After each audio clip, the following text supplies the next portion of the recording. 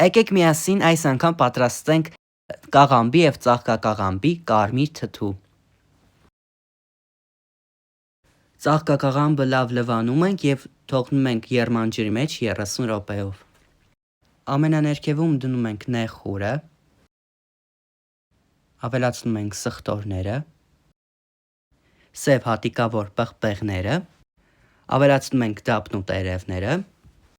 դնում ենք կաղամբները, ծաղկակաղամբները, ավելացնում ենք բազուկը, գազարները և նորից հերթականությամբ էլի ավելացնում ենք կաղամբը, ծաղկակաղամբը և այլն։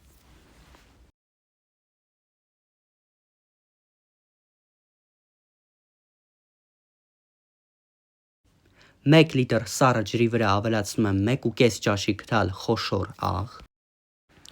Լավ խառնում ենք, որպեսզի աղը լուծվի և ավելացնում ենք։ Անհրաժեշտության դեպքում կարող եք ծանրոց դնել, դնում ենք սառը տեղ և 10 օր անց պատրաստ կլինի։ Եվ ահա մեր թթուն պատրաստ է։ Շատ համեղ, շատ խրխրթան թթու է ստացվել։ Եթե ձեզ դուր եկավ այս բաղադրատոմսը, բաժանորդագրվեք իմ TikTok-յան էջին և լայքեք։ Բարի ախորժակ։